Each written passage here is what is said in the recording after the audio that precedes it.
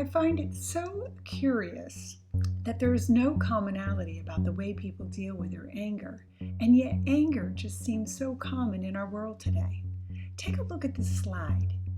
It appears that so many paths lead us straight back to our anger. It had me wondering, what would Buddha do? Today I will attempt to share 8 Buddha tips and maybe even add a little genie twist. Let's get started. Tip number 1. Buddha wants us to understand samsara. As close as I could get to samsara's translation today, it would be to tell you earth. Buddha wants us to know that we're all on this earth together, that life is just a series of forever changing experiences. This is why Buddha created the Eightfold Path. It truly was the way, the middle way, to help us, to free ourselves from coming back time and time and time again. He believed this would help end suffering here on earth. Buddha called this, by the way, nirvana. Let's move on. Tip number 2 is that Buddha mastered patience. So if you're troubled with anger, I suggest you do the same. He is the enlightened one, right? He understood that impatience was truly one's inability to truly control their emotions, that being angry would never be justified, and that anger could show up and be tricky by maybe even pretending to be our friend. Buddha wanted us to know that anger, in fact, was our enemy. He also wants us to know that anger is one of the 3 poisons in our life. Desire and arrogance are the other 2. Let's move on. Buddha quickly put, tip number 3, you absolutely have to have a meditation practice. That meditation can truly help soften anger and even prepare us for real-life situations. But let's face it, Buddha could have meditated all morning, let's say on something as beautiful as love and compassion, and then showed up later that day at the Sangha in a bad mood. A lot of good that would have done Buddha. Let's move on.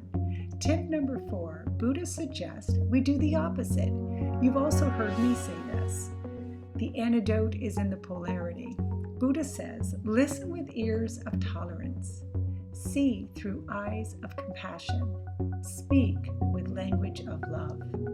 You see, when Buddha felt anger arise inside of him, instead of lashing out, he had a practice of love and kindness and compassion. He called this the medicine, and he knew enlightenment was the antidote. Let's move on. Tip number 5. You have to understand impermanence. There's that word again. We've heard it so many times in this class. Not permanent. Buddha wants you to know, and you need to know, that every emotion, good, bad, or indifferent, is a situation that is fleeting and forever changing. It doesn't matter what emotion you're feeling, revenge, joy, grief, intolerance, frustration. It is absolutely forever changing. So that leads us to tip number 6. Accept the law of karma. Buddha knew that anger had an adverse effect more on him than it ever would towards anyone else. So next time someone's angry at you, think about what's going on inside of them and send them love and send them light. You see, because karma is a double-edged sword. You can go ahead and be angry at somebody and maybe even, pull out a knife. One side is for your enemy, but guess what? The other side is coming back on you. And just like a story has 2 sides, so does karma. Tip number 7. Anger and fear is not real. We've heard this so many times. It is absolutely an illusion. And it really truly only exists in our mind. He wants us to know that anger isn't even happening. It's an inside job, an emotion or a reaction to a perceived experience taking place. Try to say that 3 times fast. Let's move on. Let me end with my favorite Buddha quotes on anger. Holding on to anger is like holding on to a hot stone with the goal of hurting someone else, and yet you are the one who is getting burned. The one without anger is the one who is the happiest.